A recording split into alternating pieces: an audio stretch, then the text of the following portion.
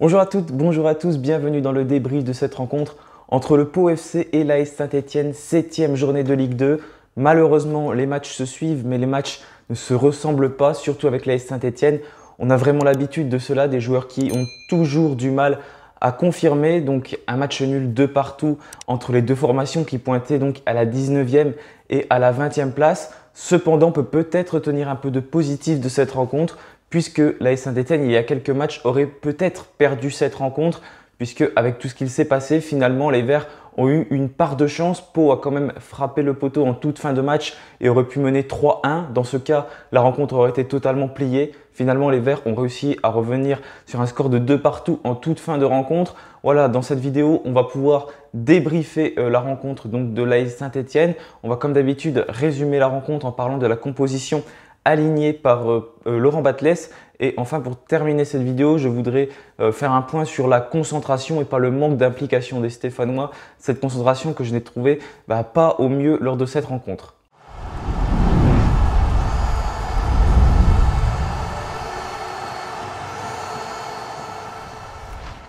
Donc voilà, tout d'abord, Laurent Batles se déplaçait du côté de Pau. Comme il avait dit, ça allait être compliqué de déterminer un système de jeu pour l'AS Saint-Étienne. Pourquoi? Parce que ça avait bien fonctionné lors de la dernière rencontre. Et là, il y avait de nombreuses recrues. Donc, est-ce qu'il fallait tout de suite intégrer ces recrues? Ou alors, est-ce qu'il fallait remettre le même 11 que la dernière fois? Il a fait le choix de mettre les mêmes joueurs. Bien sûr, Etienne Green avait repris sa place de titulaire comme il l'avait annoncé en conférence de presse d'avant-match. Donc Mathieu Drière était retourné sur le banc des remplaçants et ensuite on retrouvait ce même schéma, ce même système avec cette défense à 3 composée de Bakayoko qui avait d'ailleurs fait un très très bon match contre le Havre et qui a donc pu être de nouveau titulaire lors de cette rencontre. Il a encore fait une fois un bon match à mon sens, même si en fin de partie, jusqu'à ce qu'il sorte vers la 55e minute, c'était un peu moins bon et il commençait un petit peu sortir de sa rencontre. On va y revenir tout à l'heure, accompagné de Giraudon et de Briançon en défense. Donc cette défense qui semble vraiment se trouver. On pense que Laurent Batles va peut-être rester sur ce système à 3 quand on voit les derniers matchs donc, de l'AS Saint-Étienne. Et sur les côtés, on pouvait retrouver à droite Sergi Palencia et à gauche Masson. Enfin, en milieu de terrain, il y avait notamment Bouchouari accompagné de Dylan Chambaud et également du jeune Louis Mouton. Si on revient vite fait sur le match de Bouchouari, on voit que voilà, on peut produire de belles performances et d'un match à l'autre, tout peut changer parce que Bouchouari, il a quand même été bien moins en forme lors de cette rencontre. On a réussi à le trouver, certes en début de match, mais après petit à petit, Bouchouari s'est éteint et a notamment commis beaucoup de fautes. Et donc en attaque, on pouvait retrouver Jean-Philippe Crasso accompagné de Mathieu Cafaro. Donc voilà pour cette composition qui était vraiment similaire à celle du match précédent. L'AS Saint-Étienne qui va plutôt bien entamer cette rencontre. On voit deux philosophies de jeu très différentes entre les deux formations. Pau qui voilà, n'essaye pas trop de faire preuve de justesse technique, mais essaye plus déjà de garder bien l'AS Saint-Étienne dans son camp, de les empêcher de s'approcher trop du but de leur but. Mais finalement, Saint-Étienne va y parvenir quelques fois. Malheureusement, pas assez de situations pour les Verts. Il y en a une qui va rentrer au fond des filets et c'est un très joli mouvement mené sur le côté gauche par Anthony Briançon qui va donc trouver Jean-Philippe Crasso qui va faire une superbe talonnade donc, pour Louis Mouton et qui a marqué son premier but en Ligue 2. Et ce but vraiment de Louis Mouton, il est magnifique et l'action de l'AS Saint-Étienne, elle est vraiment très belle. Ce n'était pas facile donc de s'approcher des cages du Pau FC parce qu'ils étaient vraiment très bien en place sur le terrain. Chacun occupait bien sa zone de jeu et Saint-Étienne n'arrivait pas à développer comme on l'avait fait notamment contre Bastia. Ça devenait donc de plus en plus compliqué de se procurer des occasions et il y en a une qui a été créée et Saint-Étienne a fait preuve de vraiment beaucoup d'efficacité puisque quasiment le premier tir a été donc le premier but des Verts. Donc là, ce but, il fait du bien. Saint-Étienne qui rentre dans sa partie. Cependant, le score, il va rester de 1-0 pour les Verts jusqu'à la mi-temps. Ensuite, Saint-Étienne et Pau vont donc retrouver le chemin du stade en deuxième mi-temps. Finalement, ça devient un peu plus compliqué parce que Pau commence à avoir une meilleure maîtrise du ballon. Ils commencent à prendre de plus en plus confiance. Ils vont se créer quelques occasions, notamment une tête qui passe à quelques centimètres seulement des cages donc de Etienne Green. Et puis après, il va y avoir cette action qui va tout faire basculer à la 62-63e minute. Etienne Green qui va commettre l'irréparable une nouvelle fois et qui va se prendre un carton rouge. Une sortie, on peut le dire, elle n'est pas du tout maîtrisée. Et Etienne Green donc touche à peine l'attaquant de Pau, mais malheureusement, ça suffit pour siffler penalty, pour siffler coup franc et ensuite mettre un carton rouge à Etienne Green quand un gardien sort comme ça et qu'il effleure l'attaquant forcément. Ensuite, ça fait carton rouge. Et du coup, Saint-Etienne qui est réduit à 10. Laurent Batles, il va faire de nombreux changements. Il y a 3 joueurs qui vont céder leur place, notamment Mathieu Cafaro qui va céder sa place à Drière. On va en voir ensuite Jean-Philippe Crasso qui va céder sa place donc à Ibrahima Ouadji qui va rentrer en jeu et Thomas Moconduit qui va prendre la place de Benjamin Bouchouari qui était complètement éteint en cette deuxième période. À noter que quelques minutes plus tôt, il y a Bakayoko qui était sorti. Laurent Batles a voulu le sortir pour éviter qu'il se prenne un carton rouge parce qu'il sortait de ce match. Mais finalement, c'est Etienne Green qui a une nouvelle fois craqué et qui s'est pris ce carton rouge.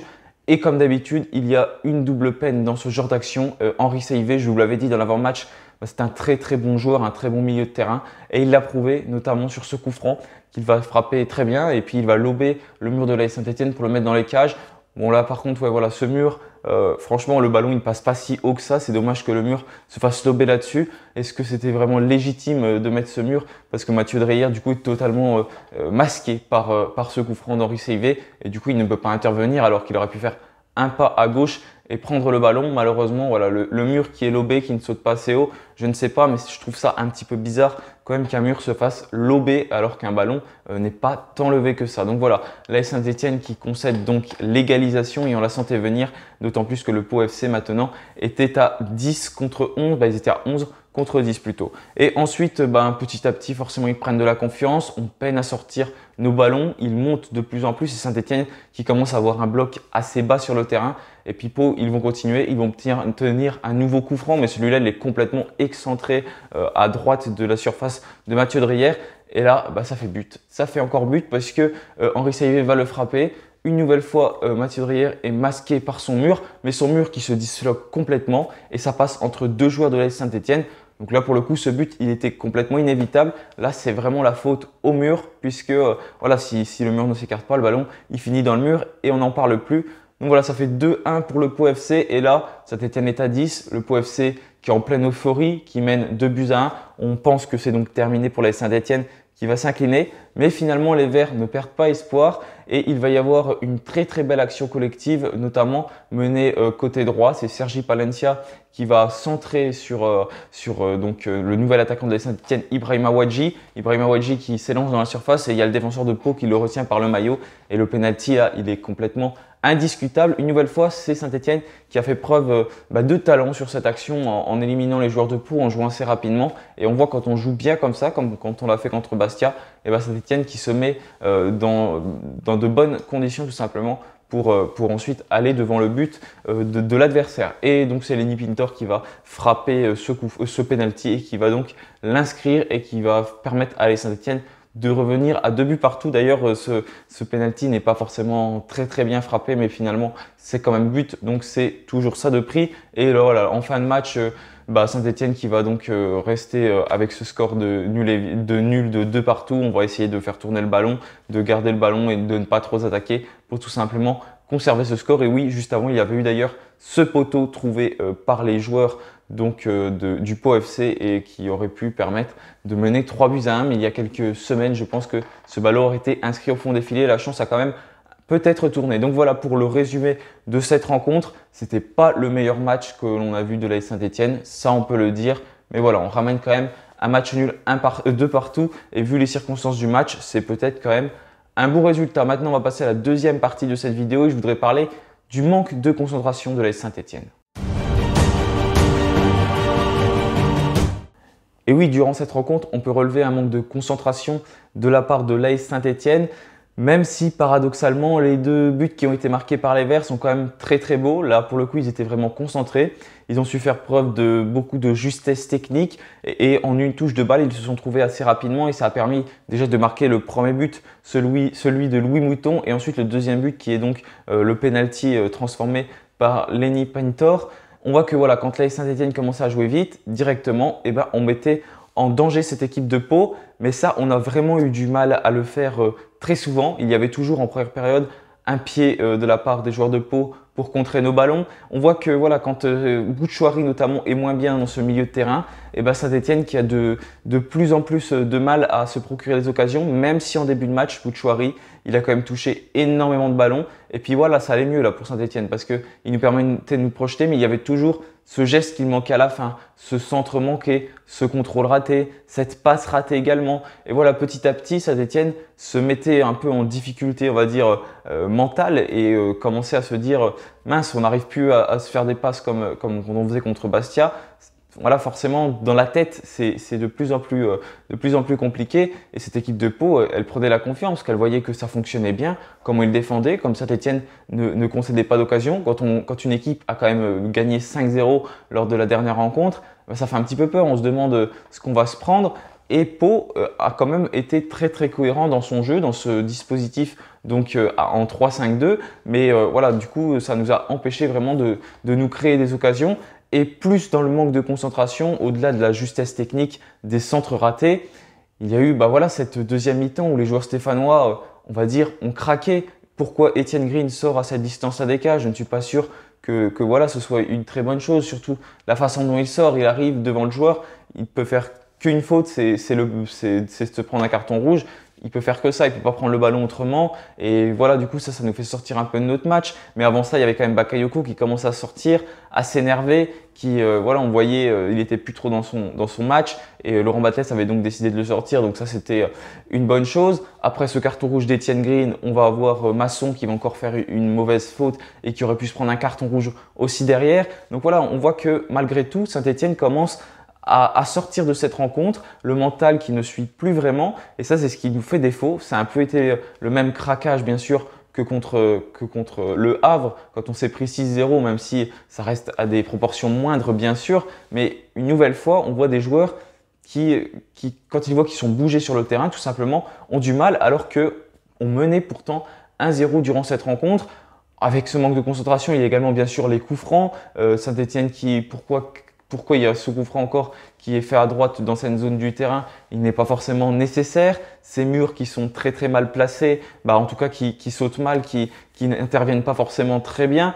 Voilà, c'est des toutes petites phases de jeu. On le sait, Saint-Etienne avait du mal, notamment l'année dernière, sur les coups de pied arrêtés. Et là, ça a encore été le cas. Les coups de pied arrêtés défensifs ou offensifs de la part des Verts, ils n'ont pas forcément été très bons. C'est surtout, je pense, ce manque de concentration, si on avait été un peu plus concerné, parce que je ne doute pas que les joueurs n'ont pas tout donné, n'ont pas essayé de faire de leur mieux, parce que durant la rencontre, on a encore vu quand même de belles choses, de belles combinaisons. Donc on sait que la qualité technique, ils l'ont, mais cependant, je pense que c'est dans la tête. Quand on commence à prendre un but, derrière, on doute. On se rappelle peut-être de ce qui s'est passé avant lors des dernières rencontres en début de saison. Et voilà, on craque et malheureusement, Saint-Etienne qui va perdre ce match.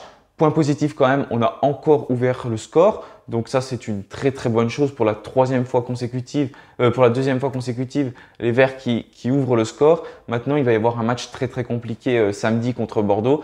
Ça va être encore un match qu'il faudra gagner. Malheureusement, Bordeaux est très en forme en ce moment. Ça va être un vrai test pour les Saint-Etienne. Ce match qui sera aussi à huis clos. Et ça, c'est dommage parce que accueillir Bordeaux à huis clos, c'est jamais très bon. Mais ça va être vraiment un vrai défi contre les Bordelais qui sort encore d'une très très belle victoire ce week-end sur le score de 3-1 contre le Paris FC. Ils sont très en forme et du coup, il va falloir faire différemment et que ce manque de concentration il ne soit plus là parce que Bordeaux, eux, ils sont très concentrés durant leur match pour l'instant et puis du coup ça peut faire mouche. Donc voilà pour le débrief de cette rencontre entre Saint-Etienne et le Pau FC et l'AS Saint-Etienne.